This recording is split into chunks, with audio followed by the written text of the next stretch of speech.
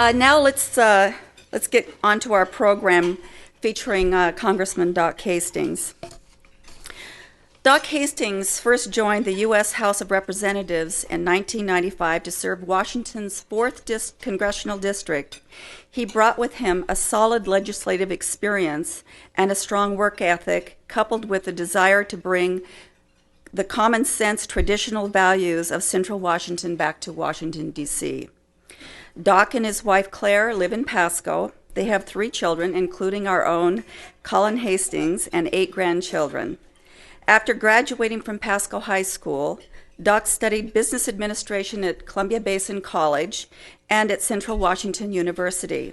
Later, while running his family's small business, Columbia Basin Paper and Supply, Doc established himself as a leader in local business community. Before serving in Congress, Doc served 8 years in the Washington State Legislature. During his time in the House of Representatives, Doc has established a long record of serving the people, communities, and priorities of Central Washington.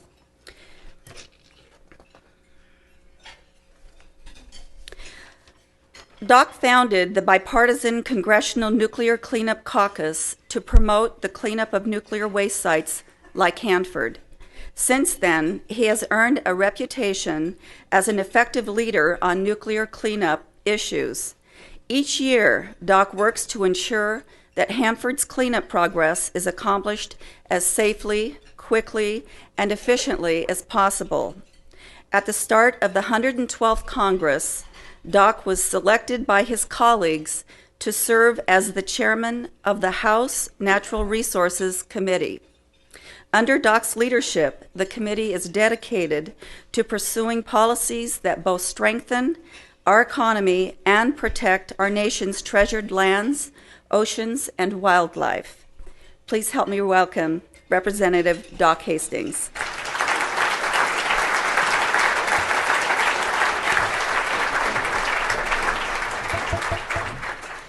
Thank you very much, Toby. It certainly is a pleasure for me to be here. And you mentioned the earthquake, and I was talking to my staff today, and one of my staff back there is from California and lived in the Bay Area, and she said it was quite a jolt back there, which is highly unusual for the eastern part of the United States.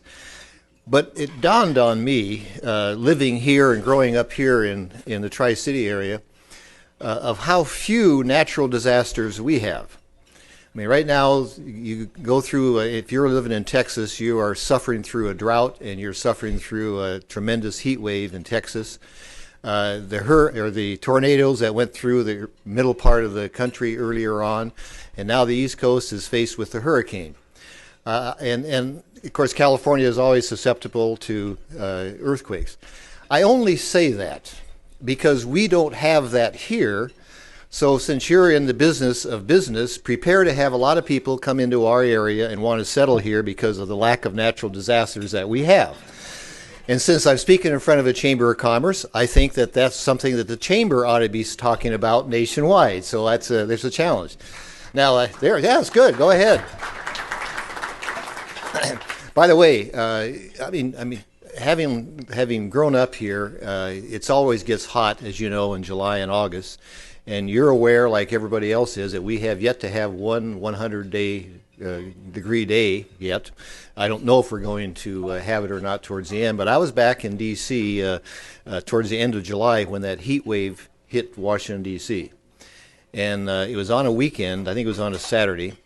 The temperature got up to 108 degrees in D.C., and the heat index was 121.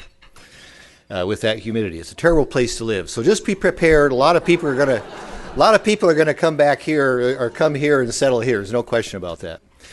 Well, August is the district work period, and we broke the first week in August after we passed the debt reduction bill, and I'll talk about that. And we'll go back into session right after Labor Day and address the issue of debt reduction. I have a lot of people, as Toby mentioned, came into my office, and I have a lot of people from my district that come back for various reasons, and to the extent that I can see all of them, I certainly try to do that. Anybody that travels 3,000 miles, I try to sit down and talk to them. But in invariably they are going to hear from me what I'm going to tell you right now. And that is the fiscal situation of our country is not in very good shape. That's an understatement at all, I'm sure. The national debt, as you know, is over $14 trillion, and we are going into the third year in a row of trillion-dollar deficits. Now, just to put things into perspective, we in government, especially in the federal government, throw around billions and millions and trillions like it doesn't mean anything. Anything that ends in ILLIONS just is a figure. But let me tell you how big $1 trillion is. If you had $1 trillion debt and you wanted to pay it off starting tomorrow at $1 million a day, it would take you over 3,000 years to pay $1 trillion debt off. That is a huge number, and our deficit and our national debt is over $14 trillion. And so, after the 2010 election, and I said this publicly then, and I'll say it publicly now, I think the 2010 election across the country was largely a referendum on the 2008 election, when we elected a new president and the actions of this new president. And so because of that reaction in 2010, my party now controls the U.S. House of Representatives. The Senate, of course, is still controlled by the Democrats and Senator Harry Reid. But one of the first things that we realized when we got control of the U.S. House, we knew we'd have to face the issue of the debt ceiling, because you have to pass the debt ceiling or the government can't live up or honor its obligations.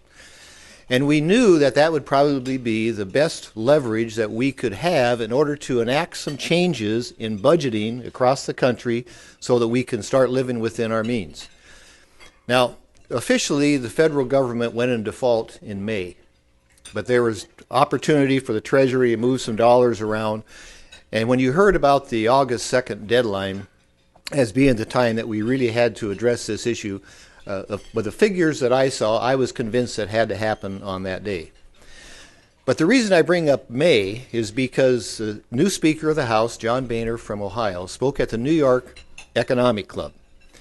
And at the New York Economic Club, he said, we have to do something about the spending. We have to cut up the credit cards for the sake of this generation and future generations.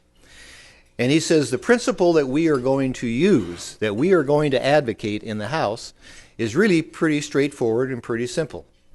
And that principle is this: whatever figure that we raise the debt ceiling by, whatever that figure is, there will be a corresponding reduction in spending by that amount. That's the point number one. And point number two, there will not be any tax increases to support this effort at all. Because raising taxes when we have a nationwide recession and the proposals that are being floated out there by and large would penalize the job creators in this country. And the last thing we need to do is to penalize the job creators in this country, so the issue of taxes was off the table. Now, Speaker Boehner said this in May. And so the negotiations kept going on, as you heard. August 2nd came more and more. We canceled a district work period, a week district work period, to stay back there to get this resolved. But I have to tell you, up until about 5 days or less than 5 days before we finally reached agreement, the president was insisting on raising taxes. And that was just something that our side, with the type of economy we had, couldn't go along with. So at the end of the day, an agreement was reached. It was not an agreement in which I like everything. For example, I thought that there probably should be more debt reduction than what was the final one. But you have to work, with the House and the President on that. And secondly, I'm not overly fond of this super committee that has been appointed, but that was part of the compromise.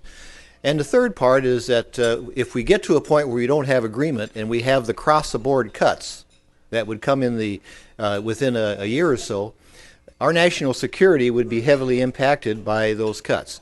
So those are just three of the things that I was a bit concerned about.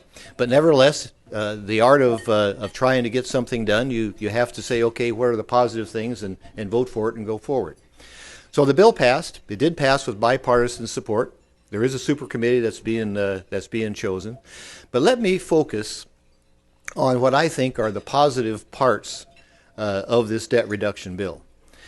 And let me backtrack, by the way, because when I, as Toby mentioned, when I was elected in 1994, my first term was 1995.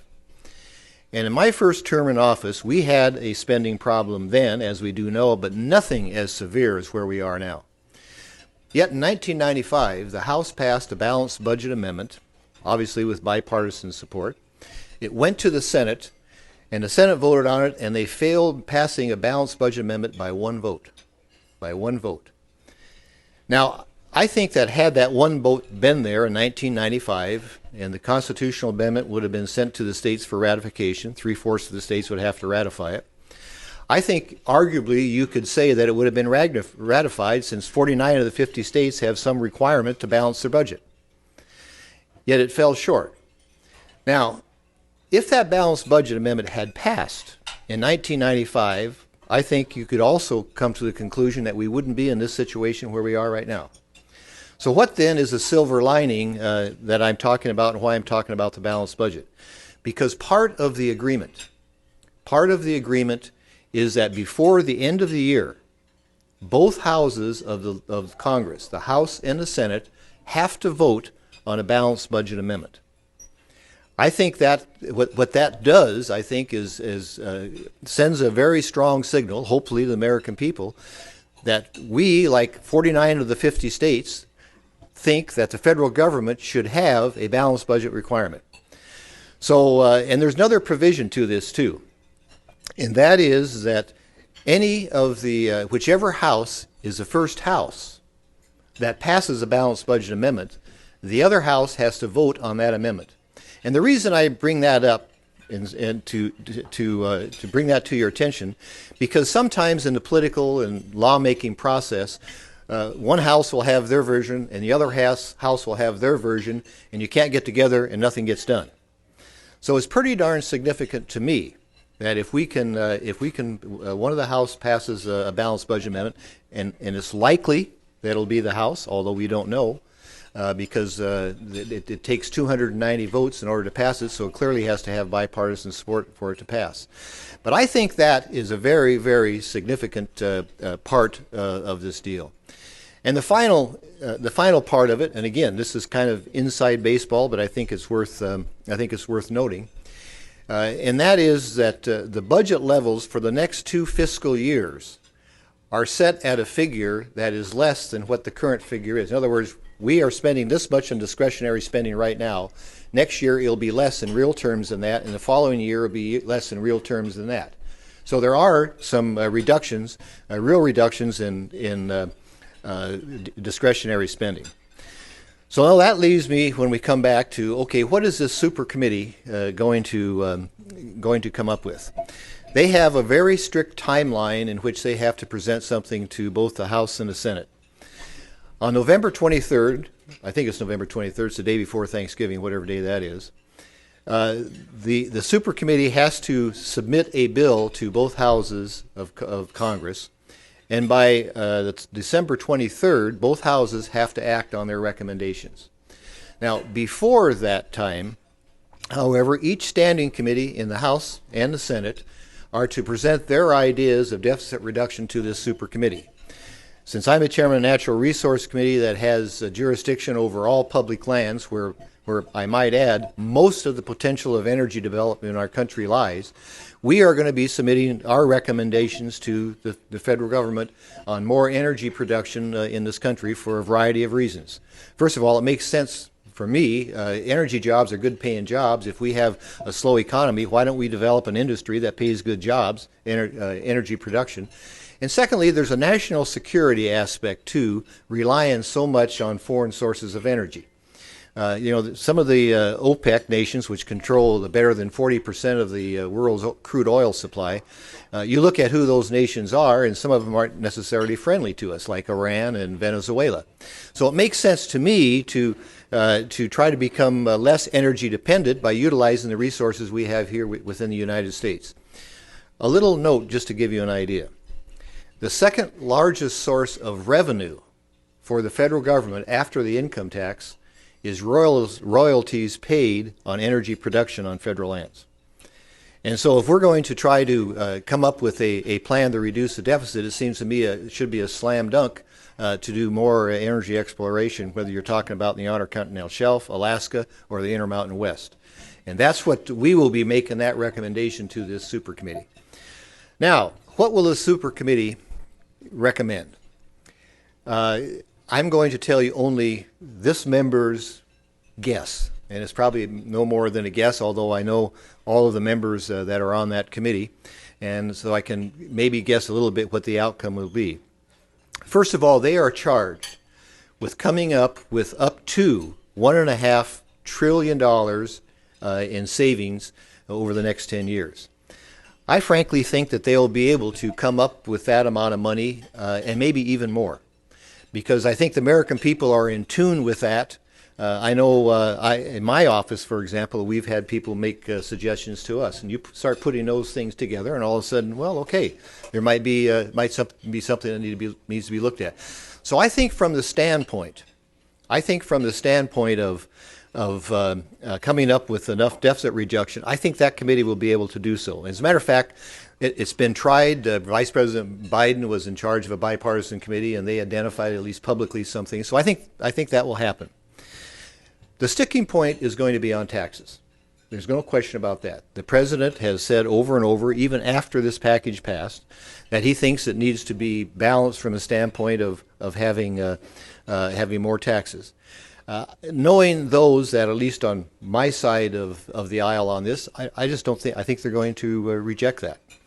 So then that leads to the classic stalemate unless there's an agreement made on how you deal with our tax policy, and I think that is something that may be addressed. And by that I mean our tax code, and I don't have to tell you if you're in business at all, our tax code is very, very complicated. And there is a real need to flatten the tax code in order to, if you will, spread the burden around. You can describe it any way you want, but I think that our side would be willing to talk about that as long as it is, quote, revenue neutral, meaning the taxes aren't raised, but flatten the tax code. There's another important reason why I think an agreement like this would be acceptable to a lot of members in Congress. Because what we have evolved into here, really in the last 5 years, maybe a little bit longer than that, is that we have a model of the federal government of having a permanent spending model and a temporary tax model. And when you have that combination, knowing that a growing economy needs to have some certainty for those that will make the investment, you need to have a permanent tax policy. The spending is something that needs to be temporary from my point of view. So if an agreement comes out that has some of those components to it, I will tell you right now that I will look very favorably at that. But I can't say for certain that that's what they'll come up with. But the good news out of all of this, and I alluded to this in my opening statement, and that is the dynamics of politics back in Washington, D.C. changed dramatically after the 2010 election. There's absolutely no question about that. And I've gotten to know all of my new 87 colleagues, and their backgrounds are very varied, but I'd say a vast majority of them come from a business background. And I think that's important because they understand the need to live within your means. So that's going to be the challenges, clearly, when we get back to Washington, D.C. in September, is to go through this process. Because the stakes are very, very high. As you know, the international economy is slowing down with what's going on in Europe. All of that affects, and we're in a global economy anyway. So it's prudent, I think it's prudent for us as the United States to try to make sure that our economic system which has given us all of the great way of life that we have. We need to enhance that. And I think you do that by allowing the private sector to grow as quickly as they possibly can. We need to send that very strong signal, and hopefully that's what comes out of this special panel, and we'll have that hopefully addressed by the end of the year. Because if it doesn't happen, then you go to automatic cuts. We call that sequestration across the board, and there's no discrimination as to what gets cut, and that's just not a good way to govern from my point of view. So that's where we are with that. Let me touch on a couple of local issues, and it seems like every time I address you, we always talk about the Columbia River Management Plan, commonly called the BIOP. I have been an advocate. Well, this process has been going on for some 10 years. And what's driving this process, of course, is the need to save salmon. Listen, salmon are very important to all of us here in the Northwest. There's no question about that. But I just need to remind you, in the last several years, the salmon runs are going increasingly better every year since we started keeping records in 1938. So something of the billions of dollars that we have spent has worked. Yet, we have a federal judge in Portland that is coming, I believe, very, very close to legislating from the bench, because his latest decision was to send us back to all the negotiators, if you will. But he had a provision in there that you ought to look at removing dams on the Snake or on the Columbia River system. Well, I will tell you this: no judge can tell anybody to remove the dams. The only people that can remove the dams is the U.S. Congress. And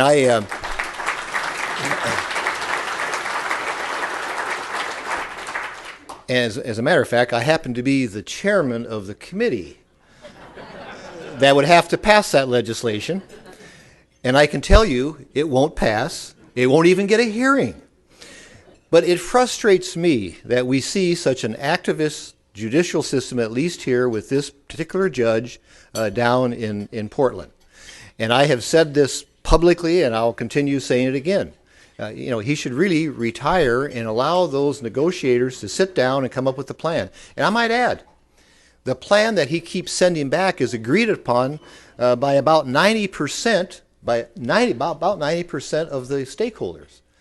So hopefully we will get to the end of this sometime. But it really bothers me that we have a federal judge that cleverly keeps that in his court and does not allow a resolution to it. So we'll see what happens. Finally, let me talk about the issue of cleanup at Hanford and the corresponding news here of potential layoffs out there.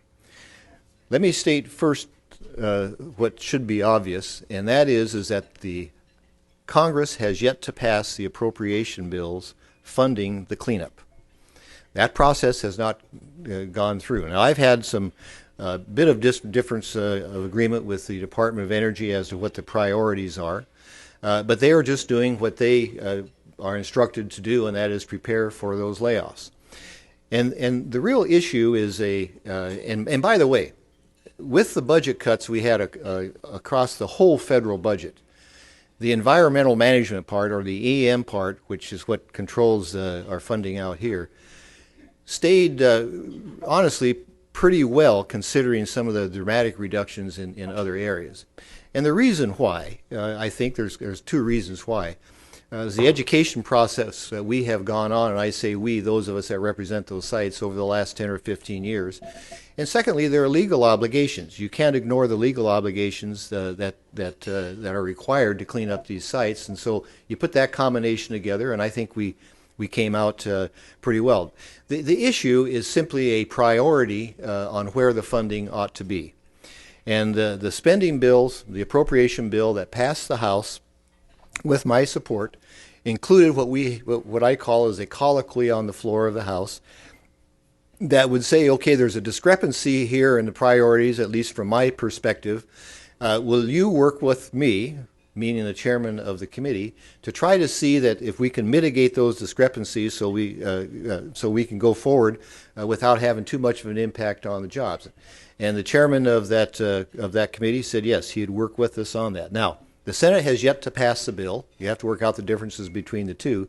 But I'm just saying that the Department of Energy, I think, is doing the prudent thing in preparation, but it's not over yet. It's not over yet, and of course, what I want to do is make sure that we continue to have an experienced workforce out at Hanford to make sure that the cleanup is done. So those are just some of the issues that I've been working on, and what the prognosis is. I'm assuming. Let me just conclude, and if you have some questions, Toby, is that we've always done that before, and I'm more than happy to do that if you have some questions and find out what's really on your mind. And if I can't answer them, I'll ask Colin to answer.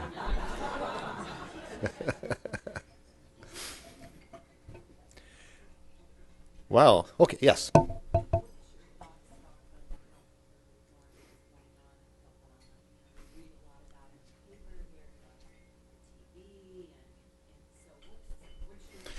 The question is, what is my take on the healthcare situation? Is that a fair way to say it, Connie?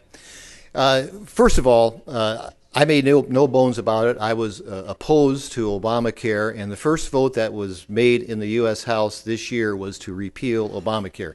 Now, the major provisions don't go into effect until 2014. But I just think that we have a wonderful healthcare system in our country. I mean, nobody, I think, would argue about that. And I don't know if the hospitals down here have experienced this, but the hospitals in the northern part of my district, I won't say every day, but on a regular basis, they get Canadians that come down that have to wait in line for their health care. So we have a good healthcare system in our country. What we need to do is to make sure that we expand the opportunity for people to get health care. If the issue is not enough people having health insurance, and that's what the issue was, then you ought to, the obvious way in a free market and a free society, what you do is you expand the opportunity for people to get health insurance. But this is constricting and going the other way. And furthermore, there are more and more mandates that were put on the coverage here that puts more and more of a bind on our healthcare providers. So we have voted to repeal the total health care bill. It has gone nowhere in the Senate, obviously. There were some minor repeals of some provisions. If you're in business, you know the 1099 issue, which had been absolutely onerous. That went away, and there will be some other things probably that will go away before the end of the year in that regard. But I think what everybody is waiting on is for the Supreme Court to act on this. There has been several court decisions. They're kind of a mixed bag on this deal, but the whole issue is, can the federal government mandate inaction by a U.S. citizen? Mandate inaction. And what I mean by that is Obamacare said you had to buy a health care policy. And if you don't, that's inaction. So can the federal government tell you that you have to buy something or do inaction? Listen, if this stands, that means the federal government can tell you to do anything. Anything. That's frightening to me. There was a court decision in Florida that threw out, I think there's two decisions now that have thrown out the whole Obamacare. But the first one was in the courts down in Florida. It was a suit in which our party, or Rob McKenna, our Attorney General, was a party to. I think there's 28 states involved with that. But if you want to, I'm not a lawyer, but I got a copy of that court decision. It's only 78 pages. I would invite you to go online and read that court decision. So the expectation, to make a long story short, the expectation is that this will work its way to the Supreme Court, and there will be action on that by next summer. And then we'll respond accordingly. But I think everybody is just sitting waiting. But to the extent that we can talk about this, and by the way, people are, I won't say every day, but people are finding parts of this bill that are still egregious, even this far since it's passed. So, but that's where it is. The Supreme Court hopefully will act on that. Typically, when a court finishes their session, it would be a court decision sometime in June. So I'm looking forward to next June to see how they rule. Certainly, it'll get. I know the Supreme Court has to act on that. Yes.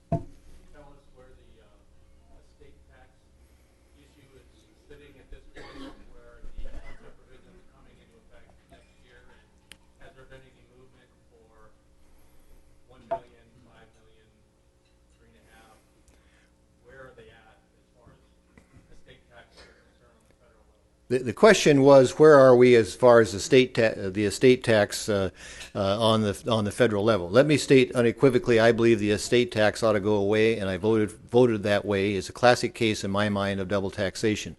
Unfortunately, because of Senate rules way back in 2001, there had to be a sunset date on that. That sunset date was 2010. We have extended it on a yearly basis. That's up for extension again, I think, at the end of 2012. But there has been some talk of a compromise to raise the ceiling from $1 million or $5 million, but that's a work in progress. I suspect that if there is a charge to the Ways and Means Committee or to flatten the tax code, that will be addressed. But this is another example of a temporary tax policy that makes it so hard to plan. You need to have a permanent tax policy in order to go forward, but we keep kicking it ahead. And I might add, we are one of 7 states in the country that doesn't have a state income tax, as you know, and we get to deduct our sales tax from our federal income tax. That expires at the end of 2012 too. There's some uncertainty with that.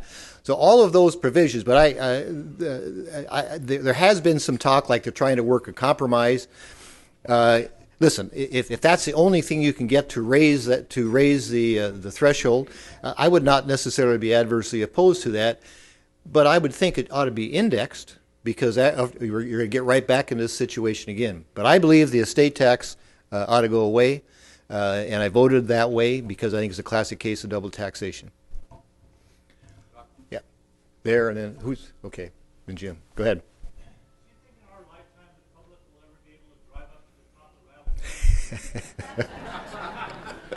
The question is, in our lifetime, do you think anybody will be able to drive up the Rattlesnake?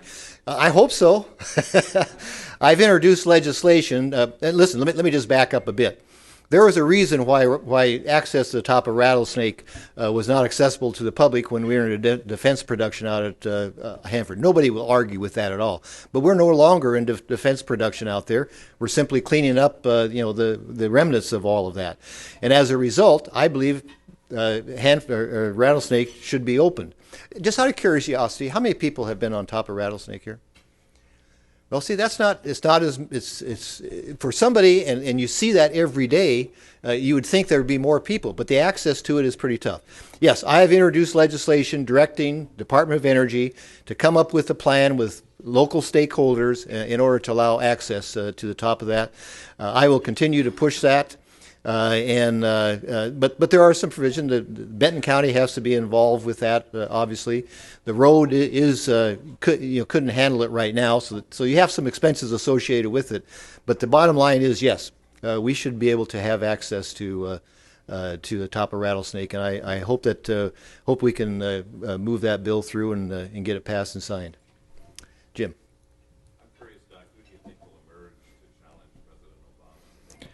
The question is, who do I think will emerge to challenge President Obama? A Republican.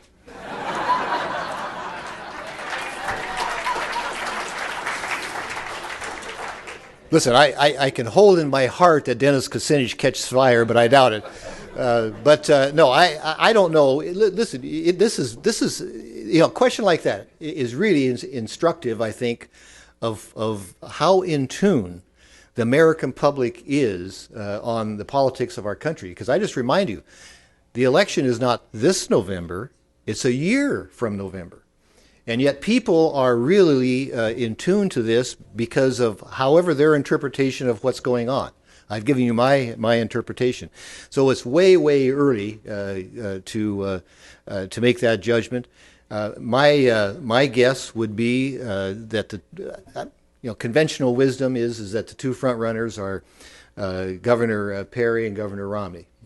And one comes from a large state, one has run before. Now, there are other people that obviously are involved, but I will tell you this unequivocally. I will support whoever our nominee is. I'll put my partisan hat on.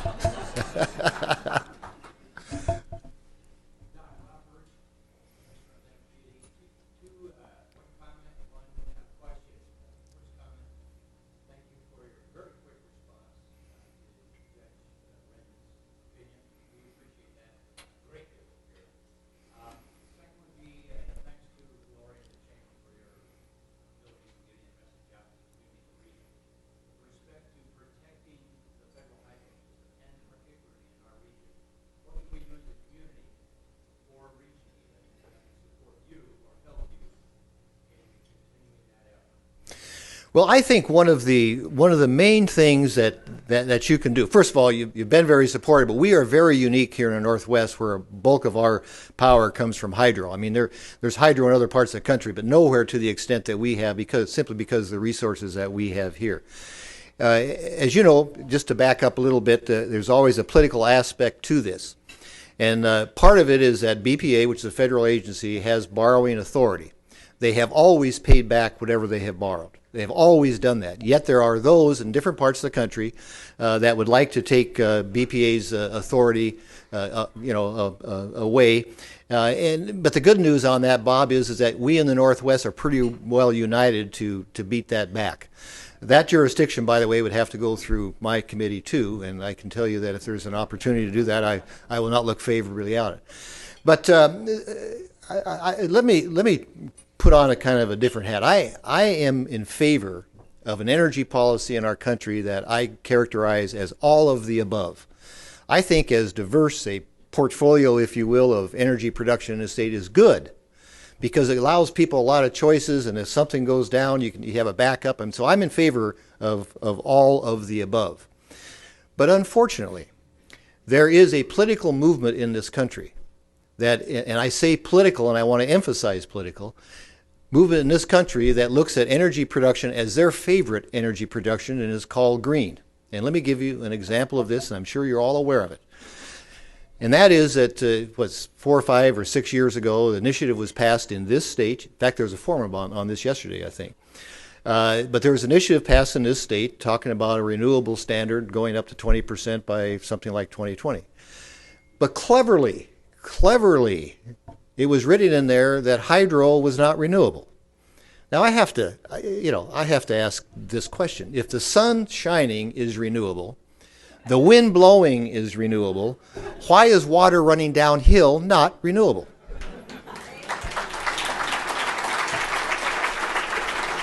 So Bob, answer the question. That needs to be changed by our legislature. We can't affect that on the federal level.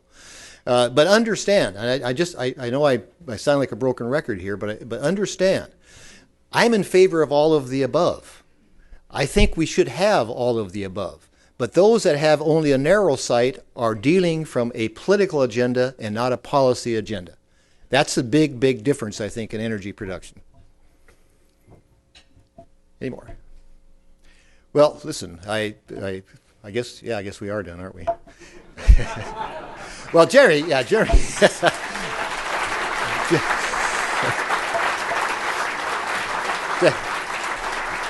Thank you. Thank